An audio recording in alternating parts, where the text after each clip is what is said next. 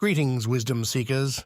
Welcome to another intriguing lecture with me, William Lilly, where I selectively peruse the pages of my book, Christian Astrology, to uncover the secrets of horary astrology for you.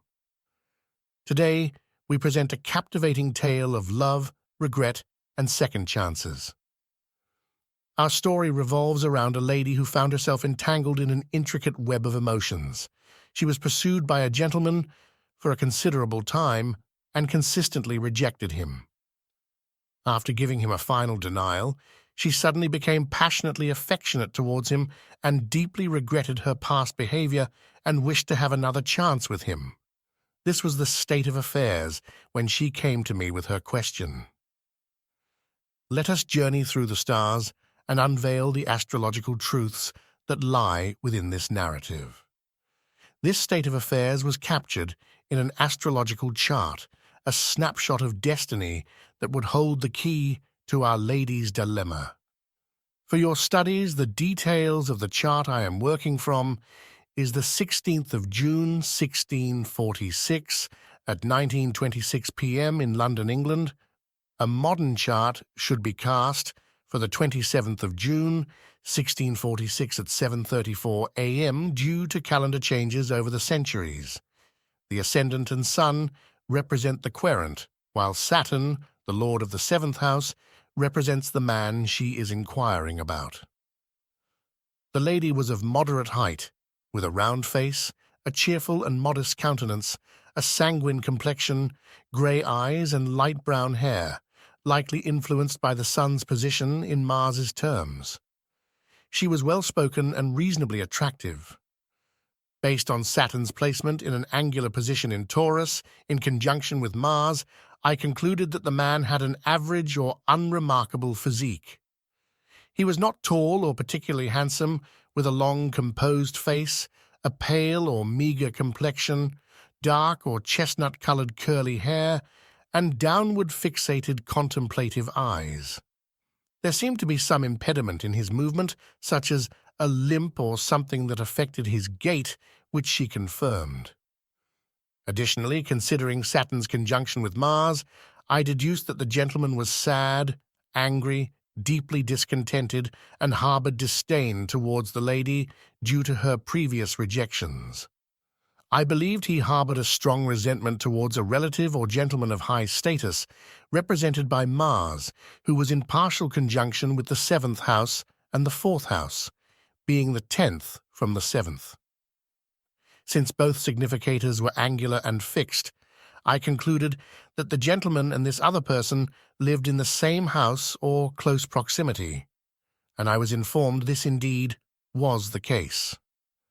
I stated that the gentleman had no inclination or disposition towards the lady, as the moon was separated and void, of course, and was applying to oppose the sun, the lord of the ascendant. This indicated that there was little hope of fulfilling her desires because she, through her own stubbornness, had caused herself great harm. Upon hearing this, she confessed the truth and sought my guidance on how to revive the relationship, if possible. She was in a state of lamentable distress and deep sadness. With great compassion, I began to consider the prospects indicated by the chart. I noticed that the sun was applying to a sextile aspect with Saturn, indicating the woman's desire and the strength of her affections towards the man, since she is represented by the lighter planet. However, there was no reception between the significators, so this application offered little hope. Yet I found reception between Jupiter and the moon, as well as between the sun and the moon, with the moon in Jupiter's triplicity and the sun in the moon's house.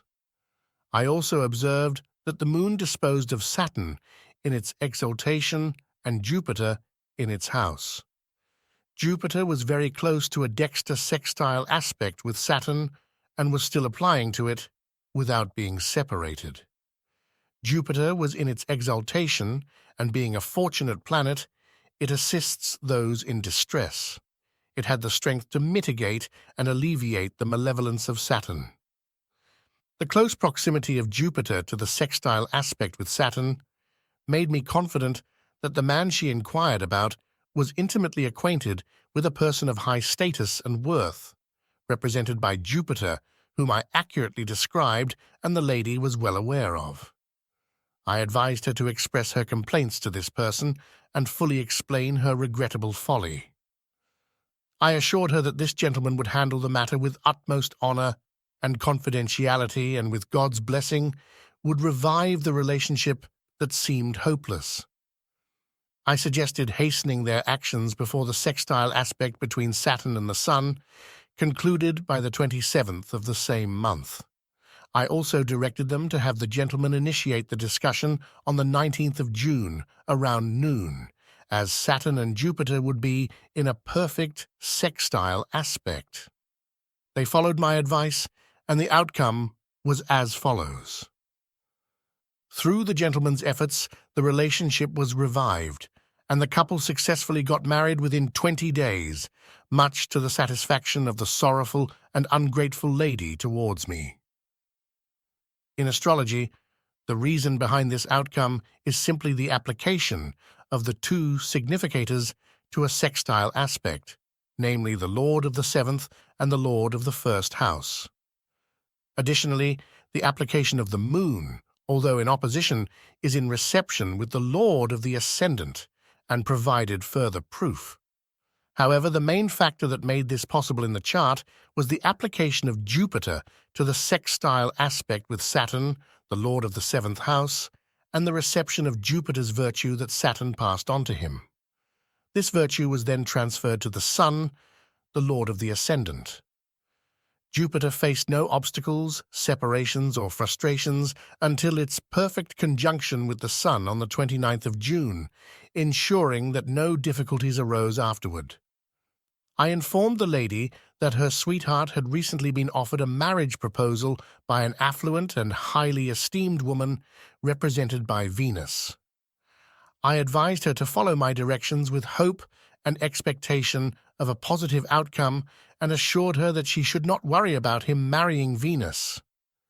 I reached this judgment because Mars was closer to Venus than Saturn, and thus Mars influenced or kept Saturn away.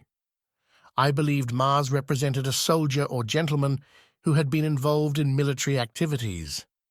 I included this information to stimulate her imagination, as I sensed she was already receptive.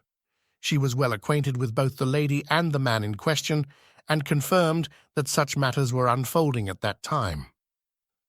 Other queries that could be answered from this chart include who would live the longest. I would have judged that the woman would, as the Sun was moving towards a conjunction with Jupiter, and Mars afflicted Saturn through its presence. If she had asked whether the man in question was wealthy, I would have considered Jupiter as the lord of his second house. Since Jupiter was in its exaltation, direct, and swift, except for being under the Sun's beams, I would have determined that his financial situation was good. Regarding compatibility, the sextile aspect between the Sun and Saturn indicated that they would get along well. However, Saturn, being ill-natured and further afflicted by Mars, was choleric and melancholic, making him naturally jealous without cause. Yet, Jupiter's gentle sextile aspect to both Mars and Saturn seemed to temper that inclination through upbringing and education. If asked about the lady's honesty, I would answer that her significator, the Sun, was not afflicted by Mars in any way. Her ascending sign being Leo, along with the reception between Jupiter and the Moon, are indicators of her virtuous character. In a similar manner, you can analyze any astrological chart to discover what is necessary. And that concludes our lecture for today, showing how the patterns of the heavens mirror the ebbs and flows of our hearts. Through astrology, we can uncover the whispers of destiny that guide us towards our true desires. Thank you for joining me on this journey through the stars. Be sure to like, share, and subscribe for more captivating astrological insights. Until next time, may your paths be illuminated by the cosmic dance. I am William Lilly, and this is Christian Astrology.